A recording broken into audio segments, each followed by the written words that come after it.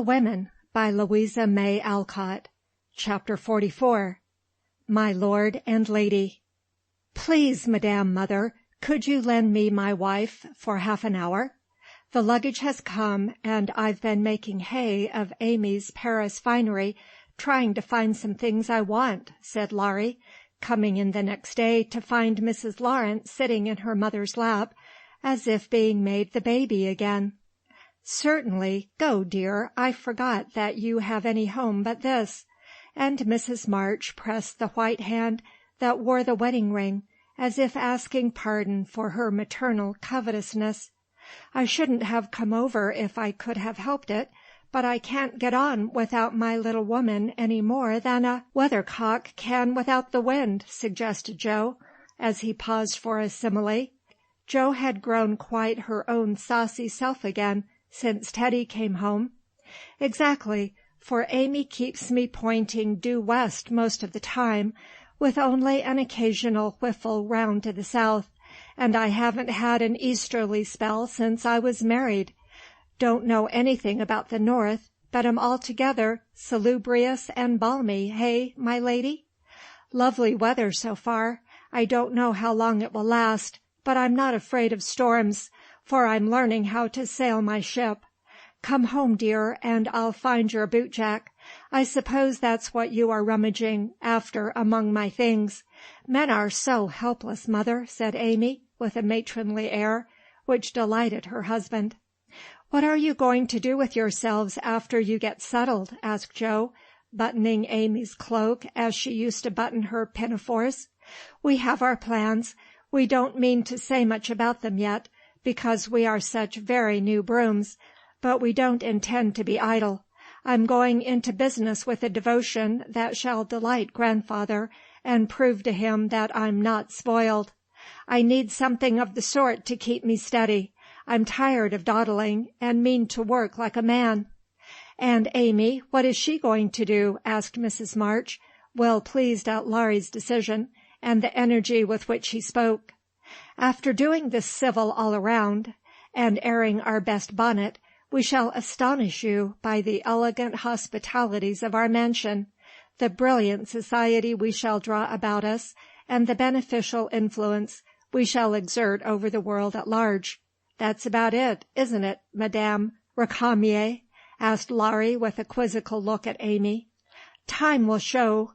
Come away, impertinence, and don't shock my family by calling me names before their faces, answered Amy, resolving that there should be a home with a good wife in it before she set up a salon as a queen of society. How happy those children seemed together, observed Mr. March, finding it difficult to become absorbed in his Aristotle after the young couple had gone. Yes, and I think it will last, added Mrs. March, with the restful expression of a pilot who has brought a ship safely into port. I know it will. Happy Amy! And Joe sighed, then smiled brightly as Professor Barr opened the gate with an impatient push. Later in the evening, when his mind had been set at rest about the bootjack, Laurie said suddenly to his wife, Mrs. Lawrence, my lord, that man intends to marry our Joe. I hope so, don't you, dear? Well, my love, I consider him a trump, in the fullest sense of that expressive word, but I do wish he was a little younger, and a good deal richer. Now, Laurie, don't be too fastidious and worldly-minded. If they love one another, it doesn't matter a particle how old they are, nor how poor. Women should never marry for money. Amy caught herself up short as the words escaped her, and looked at her husband, who replied, with malicious gravity, Certainly not, though you do hear charming girls say that they intend to do it sometimes.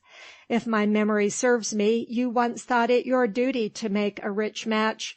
That accounts perhaps for your marrying a good-for-nothing like me. Oh, my dearest boy, don't say that.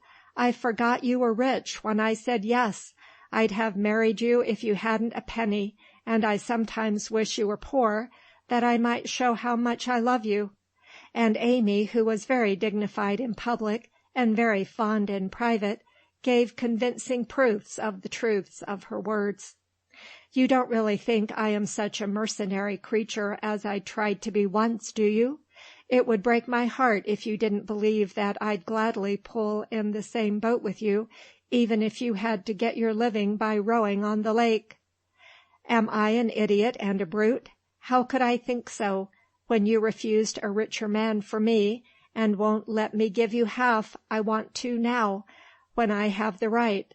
Girls do it every day, poor things, and are taught to think it is their only salvation. But you had better lessons, and though I trembled for you at one time, I was not disappointed, for the daughter was true to the mother's teaching. I told mamma so yesterday, and she looked as glad and grateful as if I'd given her a check for $1 million to be spent in charity.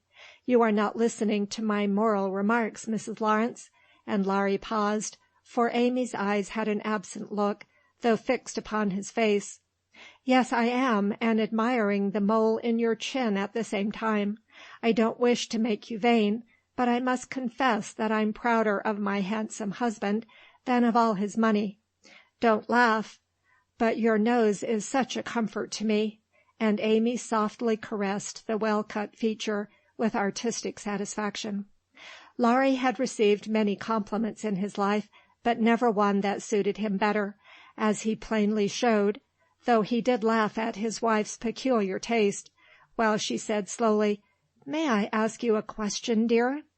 "Of course you may." "Shall you care if Joe does marry Mr. Barr?" "Oh, that's the trouble, is it? I thought there was something in the dimple that didn't quite suit you. Not being a dog in the manger, but the happiest fellow alive, I assure you I can dance at Joe's wedding with a heart as light as my heels. Do you doubt it, my darling?" Amy looked up to him, and was satisfied. Her little jealous fear vanished forever, and she thanked him, with a face full of love and confidence. "I wish we could do something for that capital old professor. Couldn't we invent a rich relation who shall obligingly die out there in Germany, and leave him a tidy little fortune?" said Larry, when they began to pace up and down the long drawing-room, arm in arm, as they were fond of doing, in memory of the chateau garden. "Joe would find us out and spoil it all. She is very proud of him, just as he is, and said yesterday that she thought poverty was a beautiful thing." "Bless her dear heart, she won't think so when she has a literary husband and a dozen little professors and professorins to support. We won't interfere now, but watch our chance, and do them a good turn in spite of themselves. I owe Joe for a part of my education, and she believes in people's paying their honest debts, so I'll get round her in that way. How delightful it is to be able to help others, isn't it? That was always one of my dreams, to have the power of giving freely, and thanks to you, the dream has come true. Ah, we'll do quantities of good, won't we? There's one sort of poverty that I particularly like to help. Out-and-out beggars get taken care of, but poor gentle folks fare badly because they won't ask, and people don't dare to offer charity. Yet there are 1,000 ways of helping them, if one only knows how to do it so delicately that it does not offend. I must say I like to serve a decayed gentleman better than a blammering beggar. I suppose it's wrong, but I do, though it is harder. Perhaps it takes a gentleman to do it," added the other member of the Domestic Admiration Society. "Thank you. I'm afraid I don't deserve that pretty compliment, but I was going to say that while I was dawdling about abroad, I saw a good many talented young fellows making all sorts of sacrifices and enduring real hardships that they might realize their dreams.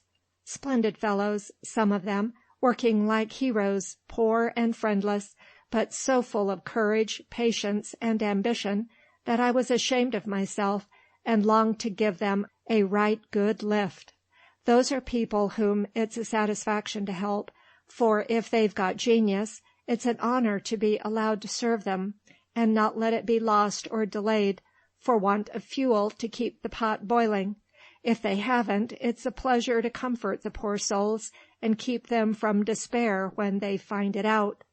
Yes, indeed, and there's another class who can't ask, and who suffer in silence.